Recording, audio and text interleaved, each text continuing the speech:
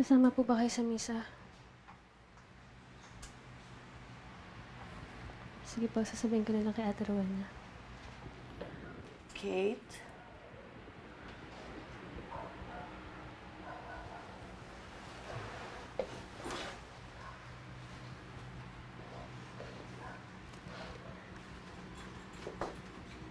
Tama ka. Sa sobrang kalungkutan ko, nakalimutan ko na meron pa pala akong mga anak. Na nandyan kayo ng Ate Rowena mo. Alam ko nasaktan kita sa lahat ng mga sinabi ko sa'yo. Patawarin mo ako, anak. At kung ano yung gusto mong gawin, hahayaan kita. Kung gusto mong sumunod sa bata mo, hindi kita pipigilan. Hindi na. Nakapagdesisyon na ako. Dito muna ako sa inyo. Sasamahan ko kayo. Aalagaan ko kayo. At ipapagpatuloy ko na rin ang pag-aaral ko. Gawin mo yan para sa sarili mo. Hindi para sa amin. Kung saan ka maligaya. Mahal na mahal kita. Tandaan mo yan.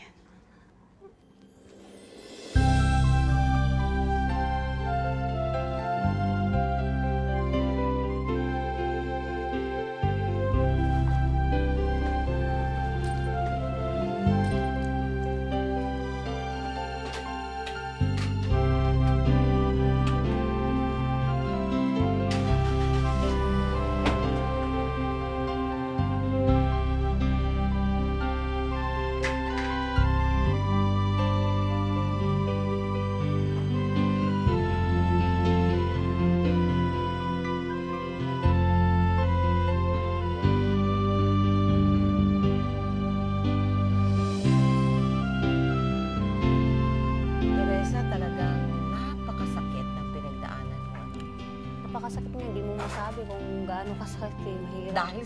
Dahil sa sobrang sakit, hindi mo na mailarawan kung... Hindi po. Minsan, dinadalaw ko ng lungkot. Minsan naman, parang kaya ko rin. Mahirap nga iyan mo sabihin. Oo. Pag dinadalaw ka ng lungkot, ano yung naiisip mo? Ay pumapasok sa isip? Parang gusto ko na rin sumama sa kanila. Ay! Pero ngayon, kamusta ka Pero na? ngayon, minsan dinadalaw pa rin ako sa gabi, karamihan. Hindi ako makatulog. Kaya nag-decide talaga akong di tumira sa anak ko, sa bahay niya.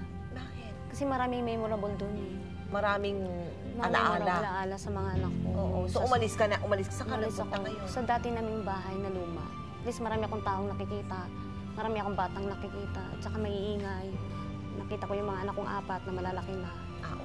Sila na lang rin ang natira sa akin na sa morning magtitik sa akin.